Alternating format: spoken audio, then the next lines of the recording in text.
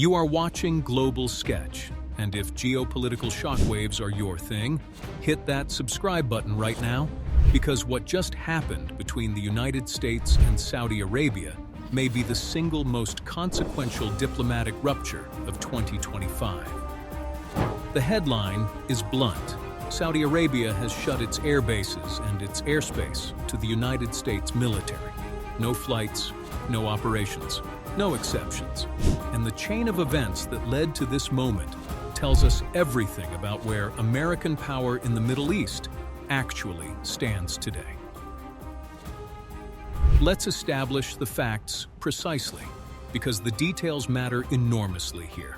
According to an exclusive report from NBC News, the Kingdom of Saudi Arabia formally suspended United States military access to Prince Sultan Airbase, located southeast of Riyadh, and additionally blocked all U.S. military aircraft from transiting Saudi airspace. This was not a miscommunication. This was a deliberate, formal diplomatic message delivered directly to Washington. The trigger was an operations the White House internally called Project Freedom, an initiative announced publicly on social media that called for American naval vessels to escort commercial shipping through the Strait of Hormuz. The problem? Saudi Arabia, a critical regional partner with deep stakes in Gulf stability, was given zero advance notice. None. The announcement dropped on a Sunday afternoon via social media, and within hours, the region was already escalating. Iranian forces moved against a South Korean cargo vessel. A UAE-flagged ship was targeted, and the port of Fujairah in the UAE reported incidents. The exact scenario Saudi Crown Prince Mohammed bin Salman had been working to prevent had just been set in motion by America's own president. To understand why Saudi Arabia's response was so swift and so severe, you have to understand the nature of the Trump-MBS relationship and how completely it has been upended. For years, this was presented as one of the tightest bilateral relationships in the Gulf. There were financial entanglements, Trump-branded real estate projects, Saudi sovereign wealth fund investments flowing into Jared Kushner's private equity firm, golf tournaments, and a steady stream of mutual public praise. These were not just diplomatic courtesies. They were concrete, documented financial ties that critics argued blurred the line between U.S. foreign policy and private business interest. And yet, despite all of that, or perhaps because of it, MBS drew a hard line. The Crown Prince had already been blindsided once in early 2025 when American and Israeli military action against Iran was carried out without Saudi forewarning. That episode alone had severely strained the relationship. Project Freedom was the second time. Sources indicate that during a subsequent phone call between Trump and MBS, the Saudi leader made his position unmistakably clear. Saudi Arabia would not be a passive backdrop for unilateral American military adventurism in a region where Riyadh has existential stakes. The call, according to officials briefed on its contents, did not resolve the standoff. The airspace remained closed. Here is a layer of this story that most coverage is missing entirely. Saudi Arabia has been actively backing a Pakistani-led mediation effort between the United States and Iran, a diplomatic track aimed at producing a durable, negotiated settlement rather than a military resolution. The Saudi-Pakistani relationship is itself significant. The two countries maintain a mutual defense understanding, with Pakistan providing crucial security cooperation to Riyadh in exchange for decades of Saudi financial support.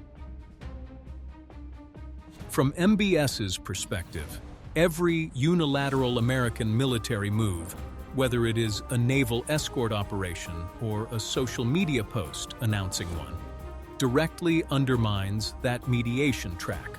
It signals to Tehran that Washington is not serious about diplomacy, hardens Iranian domestic politics against any deal, and forces Gulf states to choose sides in an escalation cycle they did not sign up for.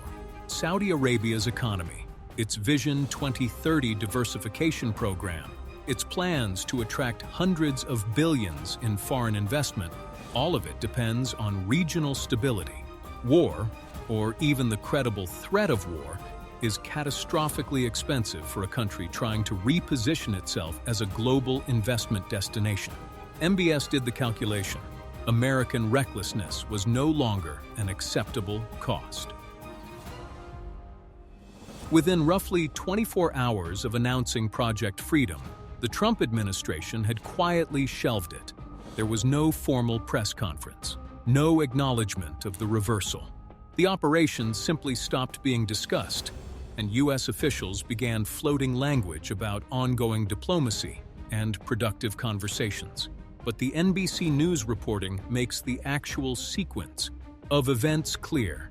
The operation was paused, specifically because Saudi Arabia's access suspension left the U.S. military without the regional basing and airspace infrastructure it needed to execute the plan. Prince Sultan Airbase is not incidental to American military operations in the Gulf. It is central to them. It hosts U.S. Air Force assets and has been a cornerstone of U.S. force projection in the region for decades. Losing access to it, even temporarily, does not just complicate an operation. It effectively grounds it. The Trump administration had no viable path to executing Project Freedom without Saudi cooperation. And Saudi Arabia had made clear that cooperation was contingent on a fundamental change in how Washington consults its regional partners. The reversal was not a strategic pivot. It was a forced retreat.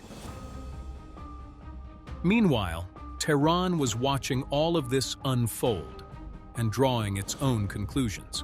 The Iranian parliament's spokesperson posted publicly that the operation had failed, referring to it dismissively and signaling that Iran's posture at the Strait of Hormuz had not shifted 1 degree. Iranian officials were equally direct in rejecting what American media was describing as a framework for negotiations.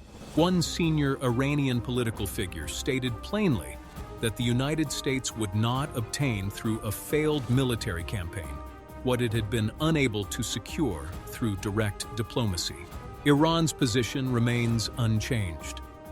Before any nuclear discussions can proceed, Washington must first provide security guarantees and address the question of sanctions relief.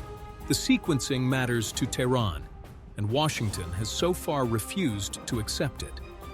Compounding the confusion, American financial markets had briefly surged earlier in the day on reports from a prominent journalist suggesting an imminent U.S.-Iran deal and a 14-point framework under discussion.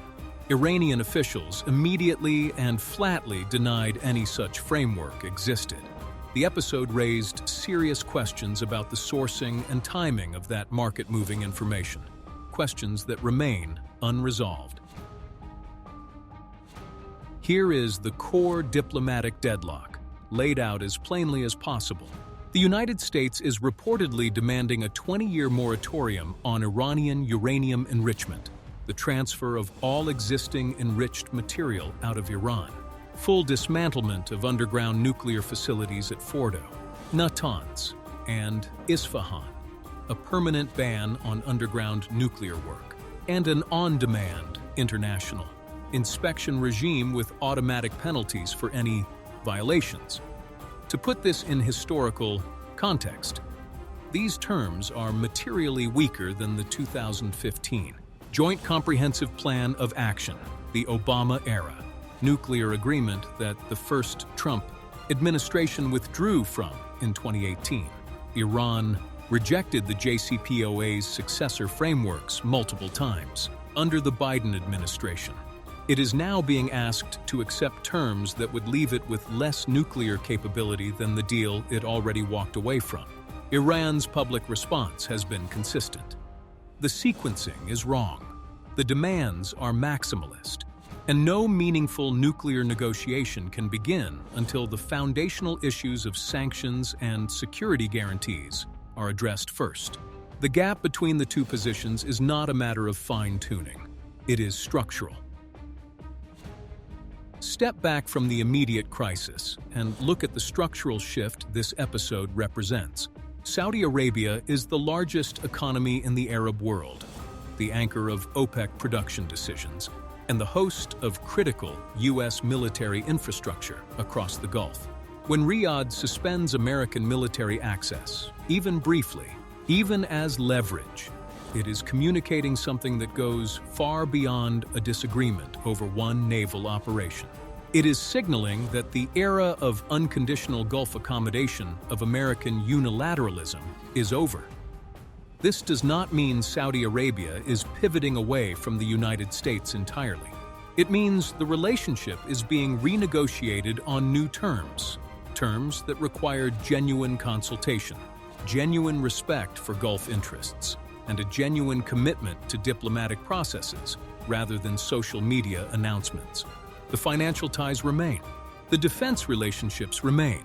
But the blank check that Gulf partners once extended to Washington's Middle East operations has been revoked, and that has profound implications for every military option currently on the table regarding Iran, regarding shipping security in the Gulf, and regarding the broader architecture of American power projection in the region. Saudi Arabia just told the world, "We are not a prop in anyone else's foreign policy." That message will not be easily walked back. That is the full picture as Global Sketch sees it today, grounded in the documented reporting, the confirmed statements, and the structural context that most coverage is skipping over. The situation in the Gulf is moving fast. The diplomatic positions are hardened, and the military options are significantly more constrained than the White House's public posture suggests. If this breakdown gave you a clearer read on what is actually happening, subscribe to Global Sketch right now. We do this kind of deep, data-driven geopolitical analysis every week. Drop your take in the comments.